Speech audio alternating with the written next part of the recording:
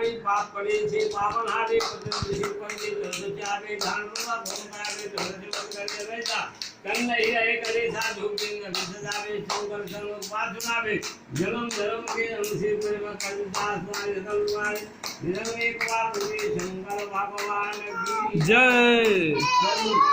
वैज्ञानिक आदि पर झूम पैया संकल्प होते संकल्प होते पार्वती के जाए बंद होते प्रसन्न बंद होते ना एक ऐसे तो कम नहीं यार बार कर रही का पर जब बात करें जब नहीं तो कल शुरू कर दियो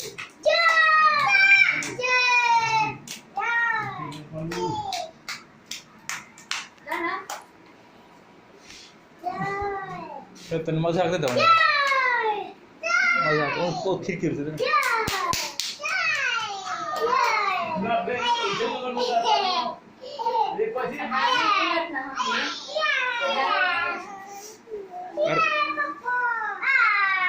तुम सब बैठो रे तुम सब बैठो था ओम हरि हरि विष्णु परमात्मा मने कलयुगे कलि परसंगे जम्बो दीपे भारत खंडे अर्जा वर्षे मासानं मासुतरे भागवे श्री हरि चारिकंकर भगवान पार्वती गणेश भगवान इष्ट देवता कुल देवता ग्राम देवता लक्ष्मी सरस्वती देवता नवदुर्गा कालिका देवता श्री कृष्ण भगवान देवता विश्वकर्मा भगवान देवता ईचो छपन कोचा हरि चालिका ईच वर्ष कथायां संकल्प मान करिए क्या बात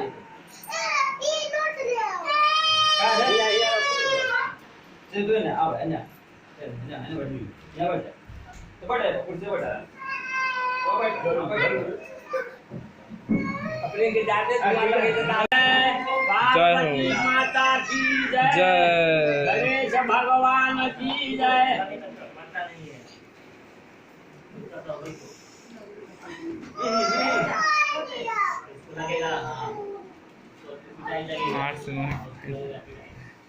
एक समय सूत जी मंगला माला से जिन पार्वती जी के सुशोभित हो रहे हैं तथा जिन शिव जी के अलंकृत है जो पार्वती जी अत्यधिक सुंदर वस्त्रों को धारण किए हुए हैं तथा जो शिव की दिगंबर साथ वस्त्रहीन है वह दोनों पर मनोभावना कैलाश पर्वत के शिखर पर बैठी हुई है और पार्वती जी कहती है कि हे नाथ परमेश्वर आप हमें कोई ऐसा अनुष्ठान व्रत खूबिया बताइए जो सरल में अपेक्षित हो।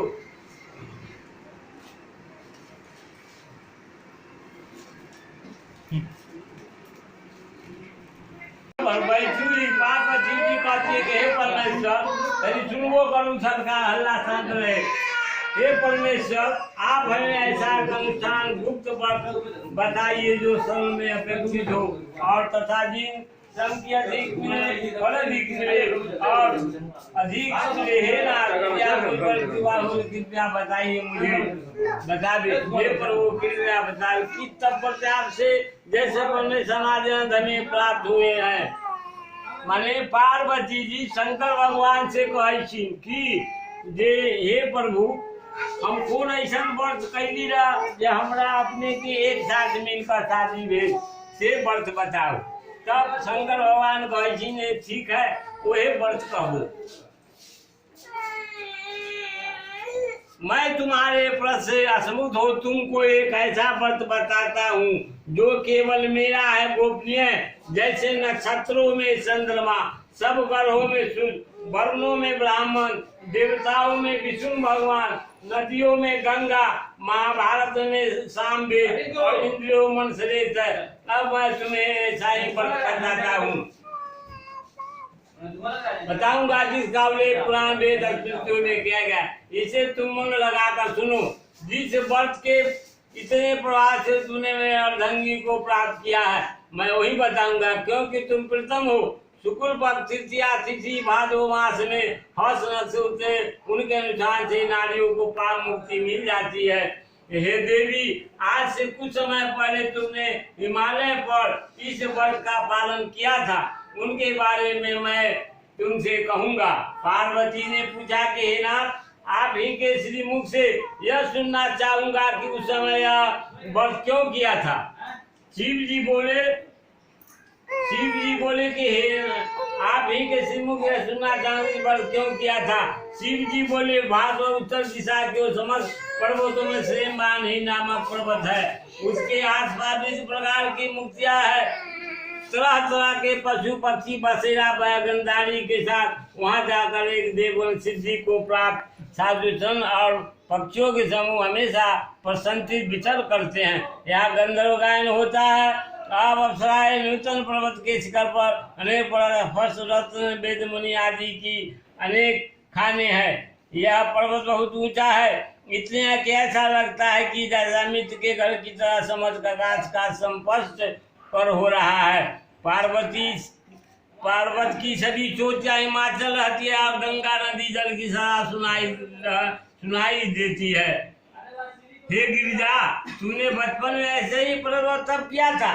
तब शंकर भगवान का लखीर जे देखा, तू कुमारे से माने 1 साल जैसे हमर तपस्या कैला, जैसे माघ के महीना में खुला ठंडा में जल में बैठ करके तपस्या, सावन भादो के महीना वही प्रकार से, बैसाख में वही प्रकार से कठिन तपस्या देकर नारद मुनि पहुंचलखिन पार्वती के पिता के पास। आप कहलखिन जे महाराज, हम तो ऐसा लड़की देखबे न किए जो कितना घोर तपस्या करता है, से पार्वती को देखने के लिए आए हैं। पार्वती के देखलखिन। एक बाद पार्वती के पिता से विष्णु पार्वती के पिता नारद जी से विष्णु भगवान के साथ शादी करे के तय कर लिए। यहाँ पार्वती के मोड़ रहे हम शंकर भगवान से ब्याह करब। तुरंत नारद जी गेलखिन आ विष्णु भगवान के जाकर कह दिलखिन जे सरकार अपने के ब्याह हम पक्का कर देली।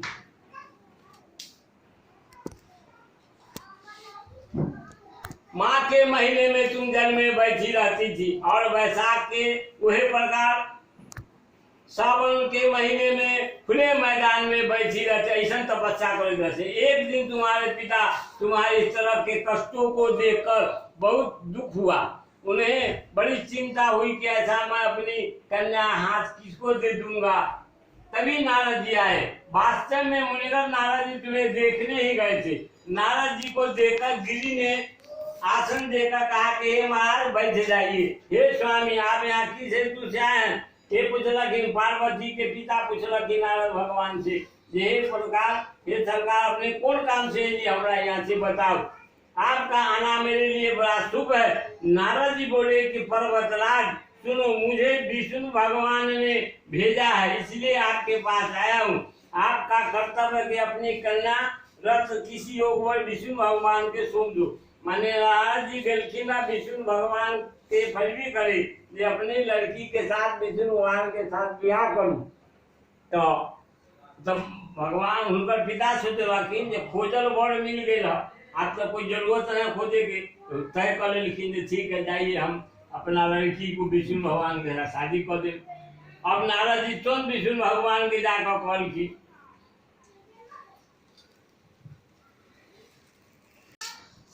बोले पुत्री, मैंने तुम्हें विष्णु भगवान को समर्पित कर दिया है। ऐसे मैं पिता के वचन श्रवण में तुमने कोई भी उत्तर नहीं दिया। तो जब तय हो गए बिया न, तब तो अपना लड़की से कहलखिन कि हम तोरा विष्णु भगवान के साथ शादी तय कर दिलियो हो। अपनी सखी के पास चली गई। भूमि पर गिरकर तुम दुखाद रोने बिलाखने लगी। तुम्हें इस प्रकार किया करते देखे सखी निकट आकर बोली कि हे देवी, तुम्हें इतना दुख किस कारण से है? मैं तुम्हें प्रत्येक इच्छा को यथाशक्ति पूरा करने का चेष्टा करूंगा, इसमें तनिक भी संदेह नहीं है। पार्वती ने सखी से पूछलखिन जे इतना कल सब कहला की चीज के दुख हो से कह। तो वही कहलखिन जे हमरा तपस्या करते रही शंकर भगवान से ब्याह करेला, हमारे पिता विष्णु भगवान से शादी तय कर देना। पार्वती ने कहा कि मेरी इच्छा तो कृपया मन लगाकर सुनो, मैं केवल शिव जी के ही अपने पति के रूप में देखने के अपनी देख इच्छा करता हूँ। शंकर भगवान के शिव जी कहलखिन अपनी और तो कलखिन सखी दू ई कौन भारी बात है तो दू दे त्याग करा करे छा प्राण करा गमाओ। सुनो बियाह से 2 दिन पहले ऐसा जंगल में भाग कर चल जाते तोर पिता मिलबे न करता तुम बियाह के डेट कट जाते बात खत्म हो गए। माने पहले ये सब बात भागा भगवान पहले से होते रहे वही छा बियाह रही है। इसके विषय में आपके पिता अनभिज्ञ है। सखियों के तुम दे त्याग न करो अपनी किसी ऐसे बन के प्रधान जिसके विषय में पिता अनभिज्ञ है। सखियों के वचन सुनकर ऐसी बन को चली गई। दूसरी ओर तुम्हें पिता हरे गिरी उनकर पार्वती के पिता जो रहते हरे गढ़ गांव जंगल में खोजे लग रखे या हम लड़की कहाँ चल गए खोजते खोजते थक गए पार्वती में लौटी तो बियाह के दिन कट गए। विष्णु भगवान से उनका शादी भेल न। दूसरी ओर तुम्हें सब पिता प्रत्येक गृह में ढूंढने लगे। दूतों द्वारा खोज खबर लिया किसी देवता दानव अथवा किसी ने मेरी पुत्री का अपहरण कर लिया है। तुम्हें इन्होंने स्वागत ही सोचा। मैंने नारद जी से प्रतिज्ञा की कि मैं अपनी पुत्री विष्णु भगवान को समर्पित कर दूंगा। अब उनका पिता कहती जब नारद जी से तय कर ले हम शादी करम आप नारद जी के की कहब। ऐसा चिंता करते ही मान को मूर्छिता गया। गिरिराज की अवस्था देखकर सब लोग चित्कारे और गांव के लोग सजे रहे। उस समय पार्वती के पिता के सब चित्कारे लगले जा लड़की तो भागे लो दोनों के भाग जाते ब्याह से दूसरी पड़े काहे ना लोग दिलगी करते। गिरिराज आप क्यों मूर्छित हुए कृपया कारण बता दे। हिमवान बोला कि आप लोग मेरे दुख का कारण नहीं जानो तो अच्छा होगा। पता नहीं किसी ने मेरी प्रिय पुत्री का अपहरण कर लिया है। यदि ऐसा नहीं हुआ होगा तो काले सांप काटे जाने के शिखर हो गई हुई उनका पिता छूट कर अथवा आदि ने गर्षित कर लिया। हाय मेरी बेटी कहाँ चली गई किस दुष्ट ने उसका वध कर दिया। ऐसा विलाप करते समय वायु वेग के झोंका अपने वाले बीज के भांति कलंपित होने लगे। तदुपरांत हिमवान ने तुम्हें प्रत्येक गृह को खोजा। मन में सिंह भालू आदि भयानक जानवरों का बोलबाला था। तुम इस विचल करती हुई अपनी सखी के साथ ऐसे बन के पहुंचा की नदी थी और पार्वती की कलखीन जैसन जंगल में भाग कर चल गई की जो उस जंगल में जैसे गांव के बगल में नदी है वैसी नदी रहे और चारों तरफ जंगल है। वही जंगल में एगो कंदरा रहे कंदरा कैसी घर के एगो फलानी रही बनाए वही में जाकर बालू के पास शंकर भगवान बनाकर पार्वती तपस्या करे लोग। वहाँ तो कोई न है घनघोर जंगल है वो जंगल में के जाए। बिना आहार किए मेरी आराधना में लीन हो गई और भादो माह शुक्ल तृतीया तिथि को शुभ अवसर तुमने मेरा सब विधि पूजन किया। रात्रि में जागरण की मुझे प्रसन्न हुआ। उसी व्रत के करने से फल मेरा आसन डोलू था। तब शंकर भगवान कलखी जो उस जंगल में तू लग तपस्या करे ते भादो मास तिथि पड़त रहे वही समय जाकर के भगवान शंकर स्वयं प्रकट हो गए वहाँ पार्वती के नजदीक में। आ कलखिन जे पार्वती से कहे ऐसा घोर तपस्या कर रहा है बोलो क्या मांगना चाहता है मांगो। तो पार्वती के ध्यान टूट तो पार्वती सोच रहे बाप रे बाबी तो इनके लिए हम तपस्या कैली रहे समुख आ गए। तो पार्वती कहे हे सरकार हम अपने से शादी करे चाहे और कुछ ना चाहे। भगवान कहलखिन कौन वाली बात है जे हो जाएगा तखनिए दोनों आदमी शादी कर ले। जागरण की गंगा ने मुझे प्रसन्न किया। उसी व्रत के करने से फलस्वरूप आसन मेरा डोलू था कारणवश उसी क्षण उसी स्थान पर पहुंच गया। तुम अपनी सखी के साथ निवास कर रही थी वहां पर शंकर भगवान चल गए। वहां जाकर मैंने तुम्हें कहा कि हे देवी मैं तुमसे बहुत प्रसन्न हूँ तुम इच्छुक वर मांगो। तुमने कहा कि मेरे देवता जी मुझ पर प्रसन्न होना अनुग्रह चाहते हो तो मुझे पति के रूप में प्राप्त हो लेकिन शादी कर कहे।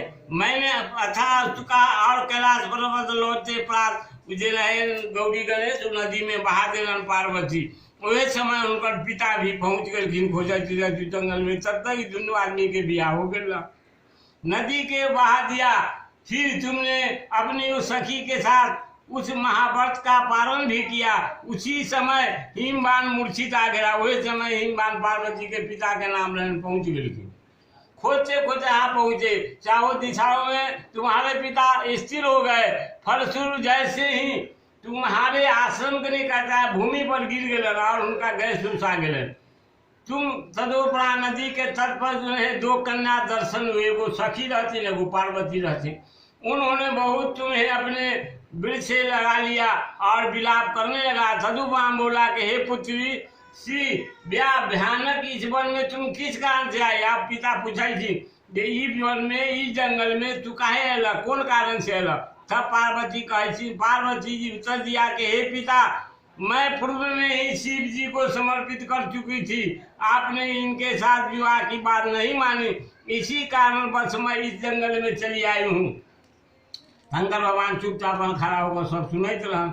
उसी क्षण अब बाप बेटी फरिया बैठक, उसी क्षण वह तुम्हें अपने घर ले आए और हमारा तुम्हारा विवाह संपन्न कर दिया। तब पार्वती के पिता कहला कि जे जब थोड़ा इच्छा हो जे शंकर भगवान के साथ शादी करे के तो चलो इनके साथ शादी कर देबो। वही लाकर शंकर भगवान के और पार्वती के शादी कर दी। इसी कारण तुमने मेरे आसन को प्राप्त किया। उस समय से लेकर अब तक किसी का सम्मुख इस विषय के करने का मुझे प्राप्त नहीं हुआ था। हे देवी, अब मैं तुम्हें यह वृतांत सुनाता, इस वर्ष के हरितालिका के नाम से क्यों कहते हैं? पार्वती जी बोला, प्रभु आपने नाम तो बताया, किंतु इस व्रत की विधि भी बताइए।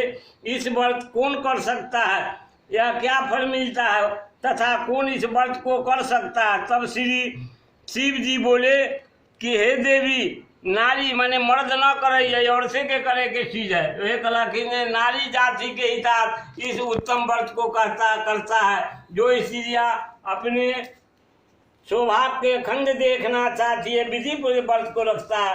रेशम वस्त्र पहनकर, चंदन चौका लगाकर, भगवान शंकर के फोटो के रख करके और गंधूप दीप्तांबुल से भगवान के पूजा करैया और जागरण करैया। जब समूह के साथ मंगलाचार कही गीत ना गैलक, प्रतिज्ञा कारण पा दिया। उस दिन पूर्ण दिवस रहा और ओकरा पूजन किया, समस्त रात्रि में जागरण किया। सभी बताई गई शाम के अतिरिक्त नारियल सुपारी जे ऋतु फल हो सके जहाँ तक लेकर के पूजा लोग करिए। यहाँ लेकर प्रार्थना पार्वती तक के मन से उच्चारण करने वंदना करे। इस अर्थ से हे शिवे शिवाय, यह मंगल को देवे, हे देवी शिवाय आपको नमस्कार है, हे देवी आपको नमस्कार है, हे ब्राह्मणी आपको नमस्कार है, हे जग को देने वाली आपको नमस्कार है, हे शेर पर सवारी करने वाले, विष के भय से भयभीत मेरे दरिद्र को रक्षा करो। पूर्ण इनके हेतु मैंने आपकी आराधना है। हे पार्वती, मुझे रात रात सौभाग्य की प्रदान करो, कृपा दृष्टि करो। पार्वती शिव जी के पूजन करे, उसके बाद दर्शित विधि से श्रवण करे, ब्राह्मणों को दक्षिणा गोदान कर दे, इसी को दोनों मन लगाकर सुने, उत्तम वस्त्र भी पहने। हे देवी, जो नारी विधि से आराधना करती है पाप से मुक्ति में जाते हैं तथा 7 जन्म तो सौभाग्य रहती है, जो प्राप्ति होती है। लेकिन जो नारी तृतीया तिथि को बर्तादी न करके अन्न भक्षण करैया, चचूची में जन्म लिया, 7 जन्म तक बंधना होती है, दशा सौभाग्य रहती है, उसके सुख तथा उत्तम पड़ता है। तीज वाले दिन अन्न भक्षण करने से च्यूटी में जन्म लिया, जल पिए से जोंक में जन्म लिया,